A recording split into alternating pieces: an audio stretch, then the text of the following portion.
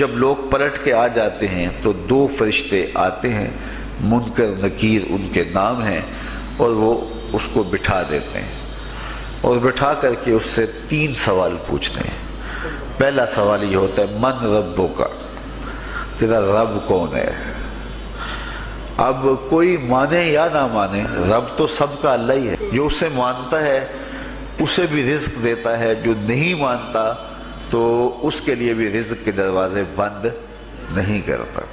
حضرت ابراہیم علیہ السلام کی عادت یہ تھی کہ جب تک کوئی مہمان نہیں آ جاتا تھا اتنی دیر تک کھانا نہیں کھاتے تھے۔ بھوک لگتی تو کوئی مہمان ڈھونڈتے تاکہ اس کے ساتھ بیٹھ کے کھانا کھاؤ۔ کھانا جتنا بھی مرغن اور جتنا بھی جو ہے وہ پرتکلف کیوں نہ ہو، اگر مہمان کے ساتھ کھایا جائے گا تو اس کا قیامت کے دن کوئی حساب نہیں ہوگا۔ تو مہمان کے ساتھ وہ کھانا کھایا کرتے تھے۔ مہمان اللہ کی رحمت ہوتا ہے۔ اچھا، وہ ایک دن مہمان ڈھونڈنے نکلے تو ایک بوڑھا شخص ملا تو اسے اپنے ساتھ گھر میں لے آئے، بٹھایا دسترخوان پہ۔ جب کھانے کا وقت آیا تو کہا کہ اللہ کے نام سے شروع کرو۔ اس نے کہا میں تو اللہ کا نام نہیں لوں گا، میں تو بتوں کا پجاری ہوں، بتوں کو پوجنے والا ہوں۔ حضرت ابراہیم علیہ السلام نے کہا کہ تیرے ساتھ میرا تعلق کوئی کاروباری، کوئی ذاتی، کوئی اور تو ہے نہیں، میں رب کے لیے ہی تو تجھے کھلا رہا ہوں، اور اگر تو رب کا نام ہی نہیں لے گا تو پھر میرا تیرا رشتہ کیا باقی بچتا ہے؟ اس نے کہا میں چند لقموں کے لیے اپنے بتوں سے بے وفائی نہیں کر سکتا۔ وہ غالب نے کہا تھا نا کہ وفاداری بشرط استواری اصل ایمان ہے، مرے بت خانے میں تو کعبے میں گاڑو برہمن کو۔ اس نے اپنے انداز میں ایک بات کی تھی کہ وفاداری بڑی چیز ہوتی ہے، تو اس نے بتوں سے وفاداری کا بھرم رکھا۔ اس نے کہا کہ میں چند لقموں کے لیے جو ہے وہ تیرے رب کا نام لوں اور اپنے معبودان کا نام چھوڑ دوں، یہ نہیں ہو سکتا۔ آج تو لوگ چائے کی پیالی پہ دین بیچ رہے ہیں، کیا آج ممبر و محراب فروخت نہیں ہو رہے؟ لیکن اس بوڑھے شخص نے کہا کہ میں چند لقموں کے لیے، چند ٹکڑوں کے لیے میں اپنے بتوں سے بے وفائی نہیں کر سکتا۔ حضرت ابراہیم نے کہا تو اگر بتوں کے ساتھ اتنی محبت رکھتا ہے تو پھر میں بھی رب کے نام کے علاوہ تجھے دینے پہ آمادہ نہیں ہوں۔ وہ دسترخوان سے اٹھ کے چلا گیا۔ وہ چلا گیا تو جبریل امین حاضر خدمت ہوئے، رب کا سلام دیا، اے ابراہیم۔ رب سلام دیتا ہے اور فرماتا ہے تو نے آج میرا ایک بندہ ناراض کر دیا۔ یا اللہ، وہ تیرا بندہ تھا، اس کو تو تیرا نام لینا بھی گوارا نہیں تھا۔ کہا ابراہیم اس کی عمر کتنی ہوگی؟ یا اللہ 80 سال کے قریب ہوگی۔ کہا اتنا عرصہ ہو گیا میں اس کو رزق دے رہا ہوں، تو ایک دن نہیں کھلا سکا۔ اب ابراہیم علیہ السلام اس کو ڈھونڈنے نکلے ہیں۔ وہ کسی پہاڑ پہ چڑھ رہا تھا، دور سے آواز دیو میاں آ جاؤ کھانا ٹھنڈا ہو رہا ہے۔ اس نے کہا تم تو بڑے سخت تھے، لہجے میں رویے میں تبدیلی کیسے آ گئی؟ کہا کہ اسی رب کا پیغام آیا ہے کہ مجھے اتنا عرصہ ہوا اسے کھلاتے ہوئے، وہ مجھے نہیں بھی مانتا تھا، پھر بھی میں اس کی ضروریات کو پورا کرتا رہا ہوں، اور تم ایک دن نہیں دے سکے، تو آؤ کھانا ٹھنڈا ہو رہا ہے۔ کہا تیرے رب کا نام نہیں لوں گا، کہا نہ لینا۔ کہا اتنی تبدیلی؟ کہا اسی رب کا سندیس آیا ہے، اسی رب کا پیغام آیا ہے۔ کہا پھر کھانا بعد میں کھاؤں گا، پہلے اپنے رب کا مجھے غلام بنا لے۔ تو کوئی مانے اس کو بھی دیتا ہے، کوئی نہ مانے اس کو بھی دیتا ہے، بلکہ دنیا کے اوپر کافروں کو زیادہ دیتا ہے۔ ایک روایت میں آتا ہے کہ اگر اہل ایمان کی دلجوئی کا لحاظ نہ ہو تو کافروں کے گھروں کی سیڑھیاں سونے اور چاندی کی ہوں، لیکن یہ کہیں گے ہمیں تو مار ہی دیا ہے۔ اور اقبال نے کہا تھا نا کہ کافر کو دیے حور و قصور اور مومن کے لیے فقط وعدہ حور۔ تو اس لیے ان کی دلجوئی ہے، ورنہ کافروں کو اتنا دور، چونکہ ان کا حصہ آخرت میں نہیں ہے، ان کا حصہ صرف دنیا ہے۔ دنیا پہ عیش کریں، دنیا پہ عیش و عشرت کی زندگی گزارے، دنیا ہی دنیا، آخرت میں ان کا کوئی حصہ نہیں۔ اور مومن کا آخرت میں حصہ ہے، اور دنیا کے اوپر جو تکلیفیں آتی ہیں ان تکلیفوں کا بدلہ اس کو قیامت کے دن دیا جائے گا۔ بلکہ صحیح حدیث میں آتا ہے کہ جب اہل بلا کو ان پر آنے والی مصیبتوں کا صلہ دیا جائے گا تو لوگ آرزو کریں گے کاش ہمارے بدن کو لوہے کی کینچیوں سے کاٹ دیا ہوتا اور دنیا کے اوپر ہمیں بھی تکلیفیں، اذیتیں، آلام و مصائب آئے ہوتے۔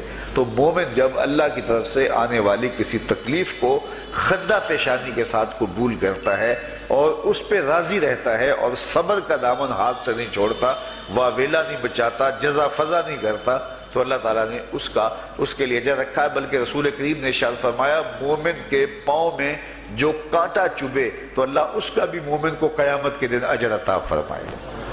تو مومن کی زندگی جو ہے وہ بڑی خوبصورت زندگی ہے۔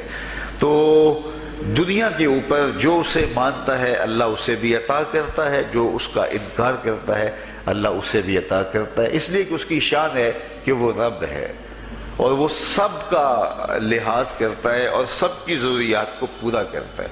پھر ہر شخص کی ضروریات الگ الگ ہیں، میری ضرورت الگ ہے، آپ کی کوئی اور ضرورت ہوگی، اور سب کی ضرورت کا اس نے لحاظ رکھا ہوا ہے۔ پھر بہائم کی، چوپایوں کی، حشرات الارض کی، پرندوں کی مختلف ضروریات ہیں۔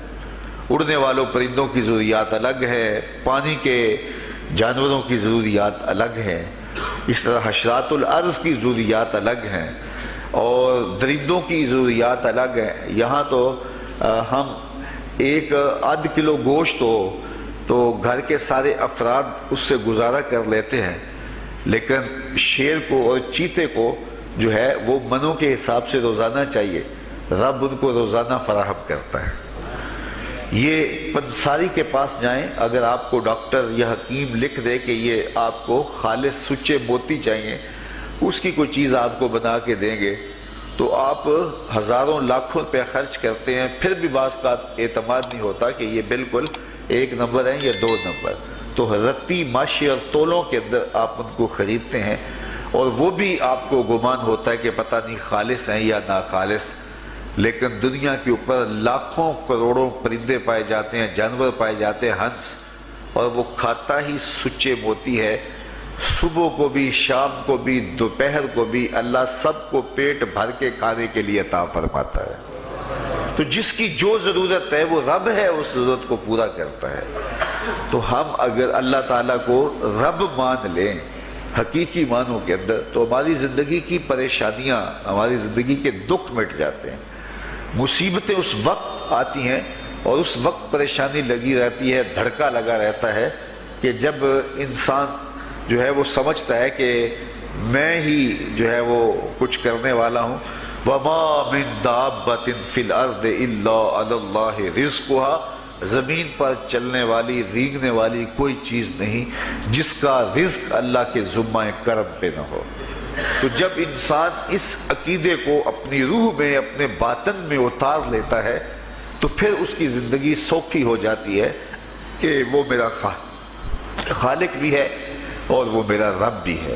اور یہ یقین انسان کی زندگی کے اندر اعتماد، روشنیاں اور توکل بھر دیتا ہے۔ بلکہ ایک حدیث میں آیا کہ جس طرح توکل کرنے کا حق ہے اگر وہ تم ادا کرو تو اللہ تمہیں ایسے رزق عطا فرمائے جس طرح پرندوں کو عطا فرماتا ہے۔ وہ جب صبح نکلتے ہیں تو ان کے پیٹ خالی ہوتے ہیں اور انہیں پتہ نہیں ہوتا کہ کہاں سے رزق مل رہا ہے، اور جب وہ شام کو آتے ہیں تو ان کا پیٹ بھرا ہوا ہوتا ہے۔ بند توکل پنچھی اڑ دے، خرچ نہ پلے زیرہ ہو۔ سلطان بہو فرماتے ہیں کہ انہیں کوئی نہیں پتا ہوتا کہ فلاں جگہ پہ جانا ہے، لیکن کبھی ایسا نہیں ہوا کہ وہ بھوک سے مر گئے ہوں اور انہیں کچھ ملا نہ ہو، تو وہ خالی پیٹ کبھی نہیں آتے۔ وہ اللہ تعالیٰ ان کو رزق نصیب فرماتا ہے، وہ سب کا رب ہے۔ تو اگر ہم اپنے رویے سے، اپنے عمل سے، اپنے عقیدے سے واقعی اللہ کو رب مانتے ہیں تو پھر قبر میں جب سوال ہوگا من ربو کا، تیرا رب کون ہے، تو پھر کبھی بھی جواب دیتے جھجک محسوس نہیں ہوگی۔ بندہ عرض کرے گا رب اللہ، میرا رب اللہ ہے اور میں اسی کو اپنا رب مانتا ہوں، میری ضروریات کی کفالت بھی اسی کے ذمہ کرم پہ، اور میرا تیقن، میرا یقین کہ وہ میرا رب ہے۔ یہ پہلا سوال ہوگا۔ دوسرا سوال قبر میں ہوگا اور وہ یہ ہوگا کہ ما دینوں کا، تیرا دین کون سا ہے۔ مختلف ادیان دنیا کے اوپر موجود ہیں، لیکن اسلام کے بعد اب کسی اور دین کو قبول نہیں کیا جائے گا۔ ارشاد فرمایا کہ اللہ تعالیٰ اسلام کے علاوہ کسی اور دین کو قبول نہیں کرے گا۔ تو یہ اگر میں اپنے عمل سے، اپنے رویے سے، اپنے طرز زندگی سے، اپنے انداز معاشرت سے اسلام کو اپنے اوپر غالب کر لیا تو پھر قبر میں جواب دیتے ہوئے کوئی جھجک محسوس نہیں ہوگی۔ بندہ عرض کرے گا کہ دینی الاسلام، میرا دین اسلام ہے، میرا طرز زندگی، میرا انداز معاشرت، میرا سبھی کچھ اسلام کی مطابقت میں تھا اور میں اسی کو اپنا دین مانتا ہوں، صرف زبان سے نہیں، اپنے رویے سے بھی، اپنے طرز زندگی سے بھی، اپنے انداز معاشرت سے بھی۔ تو یہ جو ہم اسلام کے دائرے میں داخل ہوتے ہیں اور ہم اپنے دین کو اسلام قرار دیتے ہیں تو دین انسان کی زندگی کے تمام شعبوں پر حاوی ہوتا ہے اور اس کا طرز زندگی، اس کا انداز معاشرت اس کی مطابقت میں ہونا چاہیے۔ تو قبر میں یہ سوال پوچھا جائے گا کہ تیرا دین کیا ہے، باوجود کہ اللہ تعالیٰ جل شانہ کو پتہ ہے کہ اس کا دین کیا تھا، اللہ کو پتہ ہے کہ یہ کس کو رب مانتا تھا، لیکن قبر میں یہ سارا سلسلہ ہوگا اور صحیح احادیث کے اندر ان سوالوں کا تذکر آیا ہے کہ یہ سوال پوچھے جائیں گے کہ تیرا دین کیا ہے۔ اب اس نے اگر اپنا طرز زندگی، اپنا انداز معاشرت اسلام کی مطابقت میں رکھا ہوگا اور دین کو اس نے دین سمجھا ہوگا، اسلام کو ہی اپنا دین، عملاً، رویتاً، ہر خوشی غمی کے موقع پہ اس نے اسلام کو ہی ترجیح دی ہوگی، تو پھر اس کو کوئی جھجک نہیں ہوگی جواب دیتے ہوئے کہ میرا دین اسلام ہے، میرے شب و روز، میری زندگی کے نشیب و فراز، میری زندگی کی کا ہر گوشہ جو ہے وہ اسلام کی مطابقت میں گزرتا تھا۔ تو پھر وہ سیدھا سیدھا جواب دے گا دینی الاسلام۔ اس لیے ہمیں اس سوال کی تیاری بھی کرنی چاہیے کہ ہماری نجی زندگی ہو یا ہماری اجتماعی زندگی ہو، ہماری گھریلو زندگی ہو یا ہماری معاشرتی زندگی ہو، ہماری ذاتی زندگی ہو یا ہماری سیاسی زندگی ہو، ہماری جس طرح کی بھی زندگی کے جو بھی شعبہ جات ہیں سب میں ہم دین کو غالب کریں۔ ہم صرف مسلح کے مسلمان نہ بنیں کہ 5 نمازیں پڑھ لیں اور ہم کہتے ہیں مسلمان ہیں، روزے رکھ لیے، تراویح پڑھ لی اور ہم نے جو ہے وہ زکوٰۃ دے دی اور حج کر لیا، تو اس سے ہم مطمئن ہو گئے کہ ہم مسلمان ہیں۔ اسلام ایک مکمل اور اکمل اور کامل ضابطہ حیات ہے، اپنے ماننے والوں کو زندگی گزارنے کا پورا اسلوب اور مکمل کامل رہنمائی دیتا ہے۔ ہم نے ہمسایوں کے ساتھ سلوک کیسے کرنا ہے یہ ہمیں اسلام بتاتا ہے، ہم نے بیوی کے ساتھ سلوک کیا کرنا ہے یہ ہمیں اسلام بتاتا ہے، اولاد کی تربیت کیسے کرنی ہے اسلام کی واضح تعلیمات ہیں، ہم نے سفر کرنا ہے تو انداز سفر کیا ہونا چاہیے اسلام نے ہمیں بتایا، کاروبار کرنا ہے تو ہم جو ہے وہ کیا کاروبار کو مارکیٹ سے سیکھیں گے یا اللہ اس کے رسول سے سیکھیں گے، تو ہمیں اللہ اس کے رسول نے واضح دو ٹوک اور سیدھے سیدھے احکام دیے ہیں کہ تم جب کاروبار کرو تو تم جو ہے وہ اس انداز کے ساتھ کاروبار کرو، کم نہیں تولنا، کم نہیں ناپنا، جھوٹی قسم نہیں کھانی، سود نہیں لینا، تو یہ ساری چیزیں ملاوٹ نہیں کرنا، ایک ایک چیز جو ہے وہ اسلام نے ہمیں فراہم کی ہوئی ہے۔ تو پورا دین جو ہے جب ہم اختیار کریں گے، ہمارے رویے، ہمارا طرز زندگی، ہمارا انداز معاشرت جب دین اسلام کے مطابق ہوگا تو قبر میں اس سوال کا جواب دینا ہمارے لیے کوئی مشکل نہیں ہوگا۔ اور اگر ہمارا طرز زندگی کچھ اور طرح کا ہوگا تو کیا صرف یہ کہہ دے کہ ہم مسلمان ہیں؟ یہ تو پھر ایک کافر بھی کہہ سکتا ہے کہ میرا دین اسلام ہے، ایک منافق بھی کہہ سکتا ہے کہ میرا دین اسلام ہے، لیکن ایسا نہیں ہوگا۔ جو ہماری کیفیت قلب ہوگی قبر میں اس کا جواب اس کی مطابقت میں آئے گا، وہاں یہ دنیا کے معاملے یا دنیا کی یادداشتیں نہیں ہوگی، وہاں کیفیت قلب کے مطابق جواب دیا جائے گا۔ یہ کافر جواب نہیں دے سکے گا کہ میرا رب اللہ ہے، کیونکہ وہ عمل سے، رویے سے اس کو اپنا رب نہیں مانتا ہے، تو حقیقتاً تو اس کا رب اللہ ہے لیکن وہ یہ جواب نہیں دے پائے گا۔ اسی طرح جو شخص اپنے طرز زندگی کے اندر اسلام کو داخل نہیں کر چکا ہے اور اسلام کو اس نے اپنا ہادی رہنما نہیں بنایا ہے تو وہ قبر میں اس سوال کا جواب کیسے دے سکے گا کہ میرا دین اسلام ہے، چونکہ اس کا رویہ، اس کا طرز زندگی اور اس کا انداز معاشرت ایسا نہیں رہا ہوگا۔ اس لیے ہمیں اپنی زندگی کے شب و روز کو اسلامی تعلیمات کے سانچے میں مکمل اور کامل طور پر ڈھالنا ہوگا تاکہ جب قبر میں سوال ہو تو ہم جواب دے سکیں کہ ہمارا دین اسلام ہے۔ تیسرا سوال جس پہ فیصلہ ہو جائے گا، اور اس کے بعد قبر میں یا جنت کا دروازہ کھول دیا جائے گا یا جہنم کی کھڑکی کھول دی جائے گی۔ وہ سوال تیسرا کیا ہوگا؟ اور وہ سوال بھی عقیدے کا ہے، بلکہ بخاری شریف کی ایک روایت کے مطابق 3 سوال نہیں ہوں گے، ایک ہی سوال ہوگا، اور وہ یہ تیسرا سوال ہوگا۔ فرشتے پھر پوچھیں گے حضور علیہ الصلوۃ والسلام کے روضہ دور سے اور قبر کے درمیان سے پردے ہٹا دیے جائیں گے، اور رسول کریم صلی اللہ علیہ وسلم سامنے ہوں گے، اور فرشتہ حضور کی طرف اشارہ کر کے کہے گا ما کنت تقول فی ھذا الرجل، ان کے بارے میں زندگی میں کیا کہا کرتا تھا۔ یہاں یہ نہیں ہے کہ تو نے کیا کہا تھا یا اب کیا کہتا ہے۔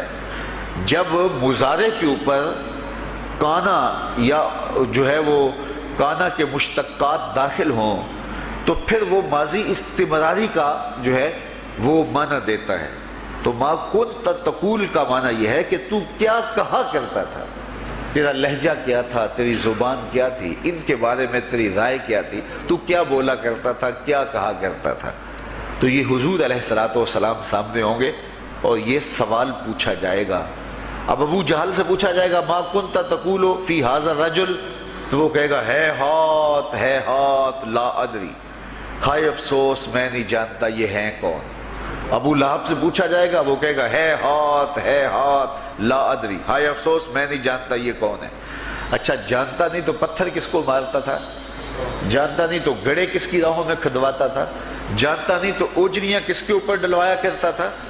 آنکھیں پھاڑ پھاڑ کے تو ساری زندگی دیکھتا رہا، لیکن آج ابو جہل قبر میں اترا، حضور کی صورت نورانی سامنے ہے، اور پوچھا گیا کہ یہ کون ہے، یہ نورانی چہرے والے کون ہیں؟ تو ابو جہل کہتا ہے ہائے افسوس میں نہیں جانتا یہ کون ہے۔ اچھا جانتا نہیں تو پھر پتھر کس کو مارتا تھا؟ اللہ اکبر۔ اور 14 صدیاں گزرنے کے بعد ایک مومن لحد میں اترتا ہے اور پردے ہٹا دیے جاتے ہیں، اور منکر نکیر سوال کرتے ہیں عامر چیمہ بتا یہ کون ہے؟ وہ کہتا ہے پیچھے ہٹو، پہلے پائے ناز کو بوسہ تو کر لینے دو، میں تو مر کے پہنچا ہوں یہاں اس دل ربا کے واسطے، یہ تو میرے بخت جاگے کہ وہ میری قبر میں آئے۔ وہ کسی شاعر نے کہا نا کہ آئے وہ میرے مزار پہ گھونگھٹ اتار کے، آئے وہ میرے مزار پہ گھونگھٹ اتار کے، مجھ سے تو نصیب اچھے ہوئے میرے مزار کے، یہ تو بخت سنور گئے کہ وہ میری قبر میں آئے۔ شیخ عبدالحق محدث دہلوی علیہ رحمہ لکھتے ہیں کہ جب سے یہ سنا ہے کہ قبر میں حضور آئیں گے، پتہ نہیں موت کہاں مر گئی ہے، جی چاہتا ہے زندہ ہی قبر میں چلے جائیں۔ تو وہ کہے گا پہلے مجھے پائے ناز کو بوسہ تو کر لینے دو، میں تو زندگی کے بھر میں انتظار ان کا کرتا رہا، اور ان کے بارے میں پوچھ رہے ہو یہ کون ہے؟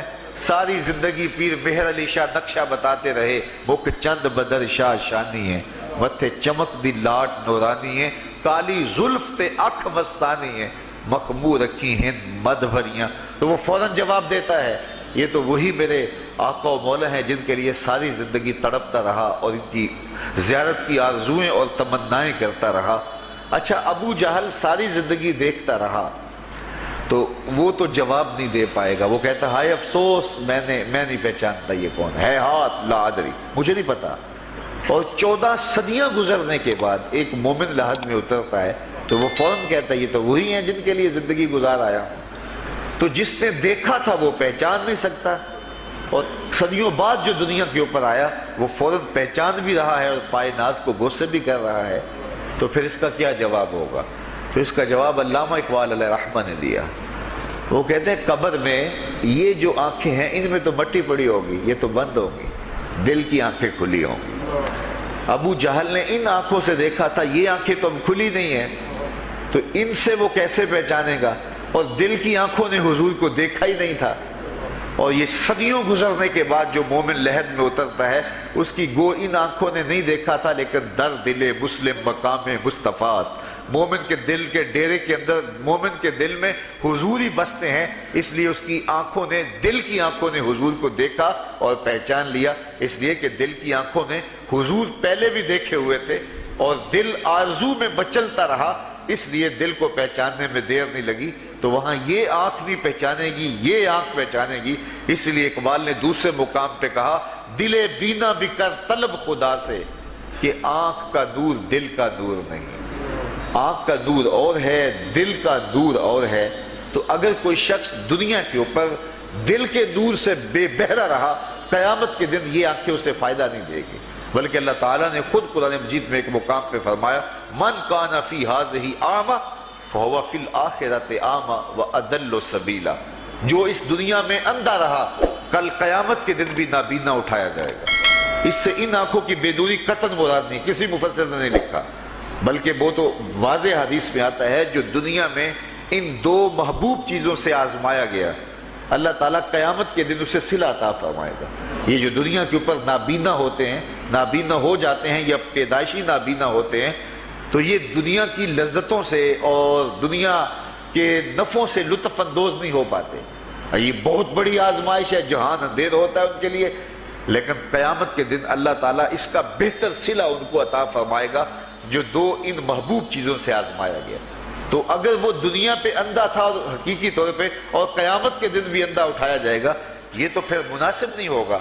تو یہ جو قرآن نے کہا جو دنیا میں اندھا رہا وہ قیامت میں بھی اندھا اٹھایا جائے گا، تو اس سے ان آنکھوں کی بے نوری قطعاً مراد نہیں ہے، اس سے دل کی بے نوری مراد ہے۔ تو دل اگر بینا ہوا، دل اگر روشن ہوا، تو پھر قبر کے اندر بھی دل دے دیوے دی روشنائی جاوے وچ زمینہ، تو پھر وہ معرفت رسول کا سبب ہوگا دل کا اجالا، اور پھر حشر کے اندر بھی جو ہے وہ دل کی آنکھیں روشن ہوں گی۔ تو جس نے اپنے قلب کو نور معرفت سے، نور ایمان سے اور نور محبت سے منور نہیں کیا ہے، تو وہ قبر کے اندر، حشر کے اندر نابینا ہی اٹھایا جائے گا، اور یہ قرآن کی صریح نص ہے۔ تو اب ابو جہل نے ان آنکھوں سے دیکھا ہے، لیکن جب سوال ہوتا ہے بتاؤ یہ کون ہے، تو وہ کہتے ہیں ہے ہاتھ لا ادری، افسوس میں نہیں جانتا۔ اور صدیاں گزرنے کے بعد ایک مومن لحد میں اترتا ہے، ظاہری ملاقات بھی نہیں ہے، جب اس سے پوچھا جاتا ہے یہ کون ہے، تو وہ کہتا ہوا محمد صلی اللہ علیہ وسلم۔ یہ تو وہی آقا ہے جن کے لیے ساری زندگی، جن کے تذکروں کی خوشبو سونگھتا رہا ہوں، تو مجھے تو جو ہے وہ ان کے پائناز کو بوسہ کر لینے دو۔